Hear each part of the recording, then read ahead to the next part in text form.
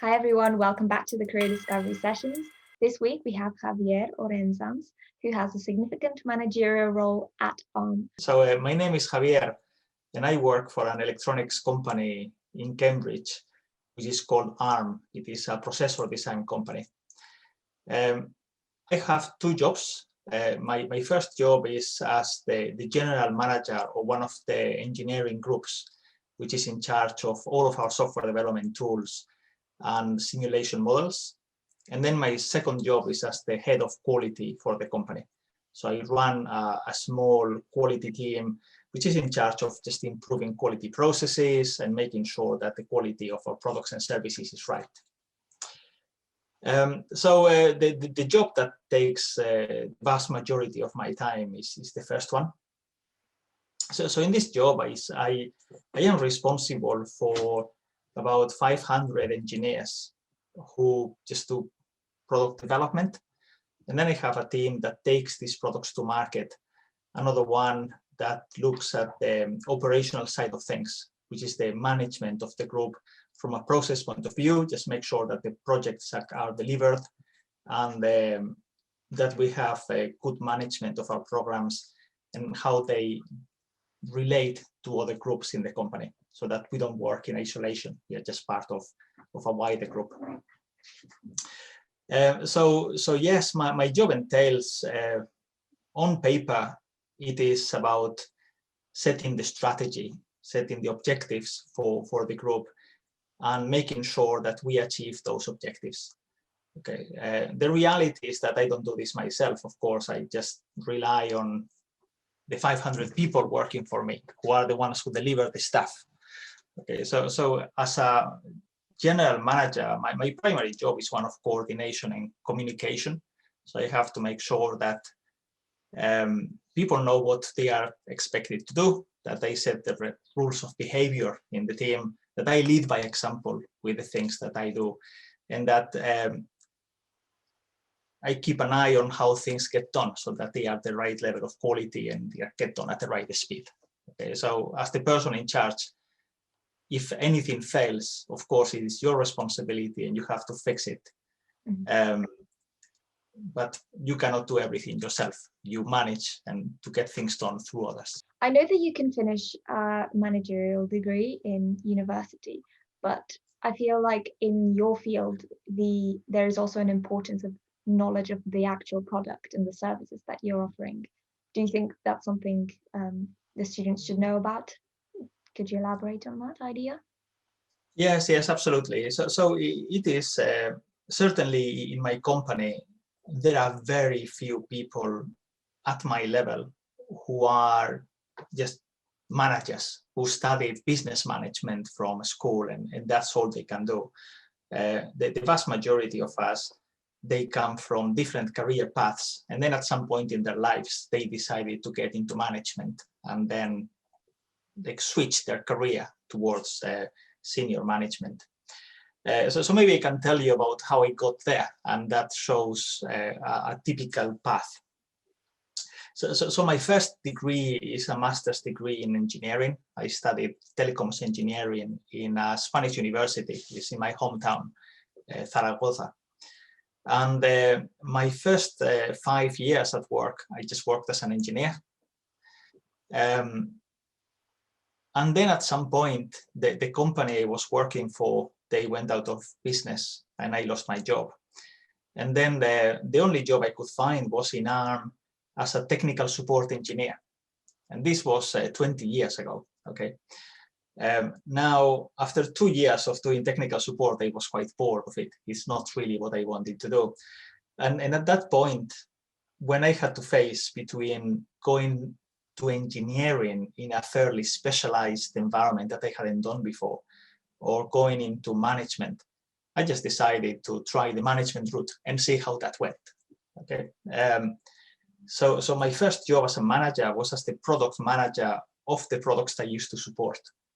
So I was very confident in the products themselves and how customers use them. So I could promote them and I could quite easily set requirements for the product and just create marketing collateral and try to sell it to customers. That's what I did.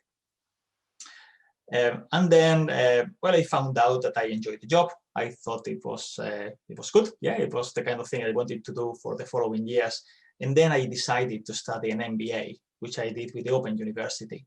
So I managed to do that at the same time that I was working. And then really over the following, God knows, 15 years, I just got more and more work. Okay, so I started by managing more important products that just brought more revenue into the company, and then running a little team of product managers, and then I became the director of marketing, and then I became the general manager. So it was all part of a progression within the stream of work, which is just management. It's just getting more and more senior roles. But it has to be clear that certainly when I was studying at high school, I never thought I would be doing this. Great. And I'd like to talk to you about your day-to-day activities as well. So you say that you have a lot of communication with the people who work for you. What other things do you get up to in the office? Yes. So it is not very glamorous, I'm afraid. Like people can, like they picture like some vice presidents in meeting rooms wearing suits and having I don't know, secretaries bringing coffee and biscuits. It's not like that at all. It is all very, very normal, I guess, in an office environment. So the theory goes that, of course, what is part of your job is to understand the environment, to set objectives, to define the strategy for your business, and then arranging the organizational structure, like reporting lines, roles and responsibilities, the systems and the processes that people use to coordinate and to work together and achieve a goal. And then having, of course, governance process in place so that you know that things are going well. Okay, so this is the theory of the job. The reality is that maybe 15% of my time goes in doing that. Okay, it has to be done, but it doesn't take so much time, and you don't have to do it that often.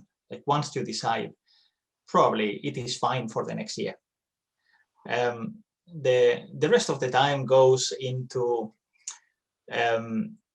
first of all, understanding what's going on and building networks. So it is very important that you are absolutely on top of what happens in your group and in the rest of the company, because you are the figurehead for your business and you have to represent your business in the company. So it is very important that you understand if there is any change in company strategy, if there are changes in the roadmaps from other teams that you have to adapt to, if there are new initiatives driven from any of the corporate functions. It could be like improvements in security, improvements in people management, all these things. You just have to be on top of it. So a lot of my time goes to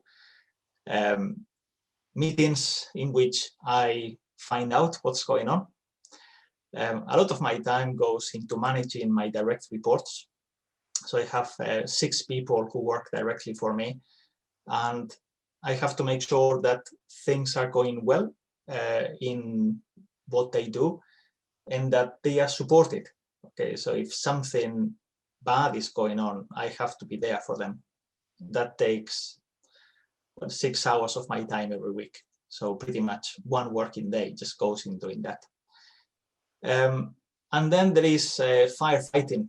Okay, there is always something that goes wrong, like really, really bad, and it gets escalated, and you just have to herd cats and make sure that the problem gets solved and it gets solved properly. Okay, so these scares, they just happen all the time. You just have to be there to fix them. But yeah, in practice, what do? I spend a lot of time in meetings. I spend a lot of time writing either emails or Word documents or PowerPoint presentations, and then just talking to people. That's it. I haven't written a line of code for 15 years at least. So what do you suggest is the most satisfactory aspect of the job? Yes, I think the most satisfying part is that you can make a massive impact. Okay, so if you look at the impact that you have in a senior management position is just massive. Okay, so typically the scope of work grows as you become more mature in your job. Okay, so as a junior engineer, you will be responsible for one module of software, for example, or one development board, or something like that. So something really small. And then as you grow in your role, you take responsibility maybe for a whole product. And then you may take responsibility for a team.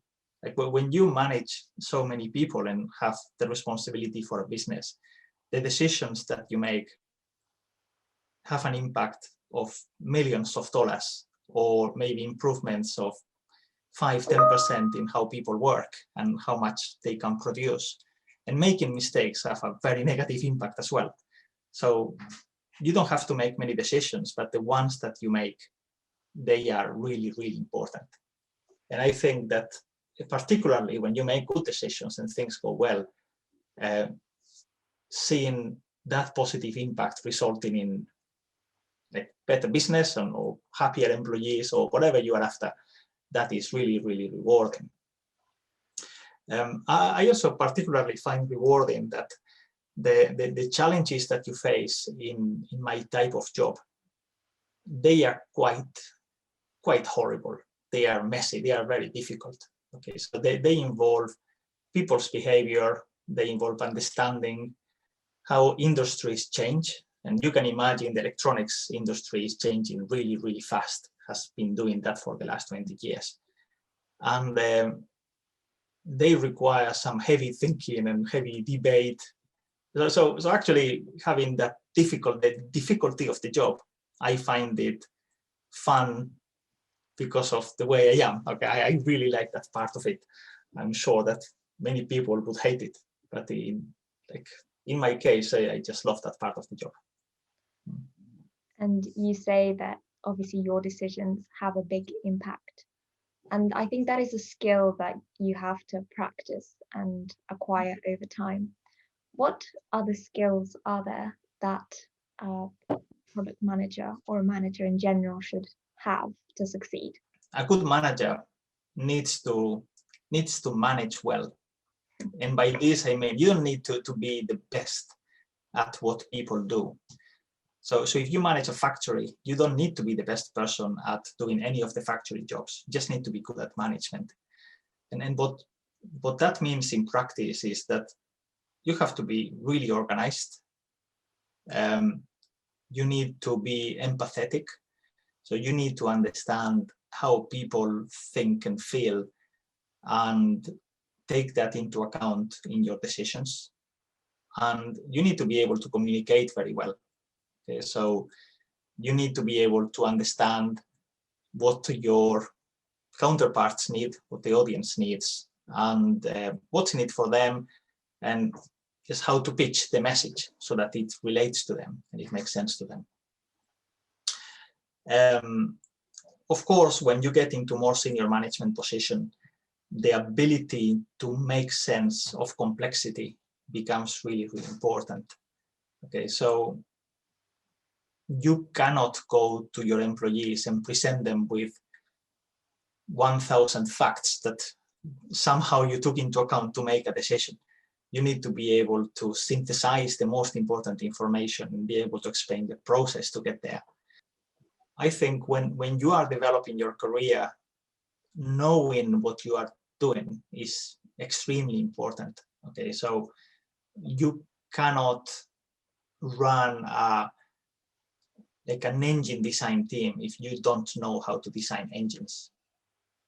Now, I know that the previous CEO, like the chief executive officer of my company, went and now is the CEO of Rolls-Royce. So clearly, once you get into senior management job, the role of senior management is very similar regardless of the company. Okay, maybe if you go into a bank, for example, it just wouldn't work. You need to know how banks work. But any sort of production company or product company, probably the skills are similar enough to be able to do it. The other thing that came to mind was, I think there is a good link between engineering and senior management. And this is a good reason why many senior managers come from engineering backgrounds, and surprisingly more than financial management backgrounds or social sciences or anything like that. And I think the reason is what I mentioned before, is this love for solving nasty issues, nasty problems. Like engineers, we love solving problems. And that ability to deal with complex problems is what makes us better senior managers in many cases. Anyway, that's my reflections for you. So what do you think a student who wants to go into management should study at university? What are some choices?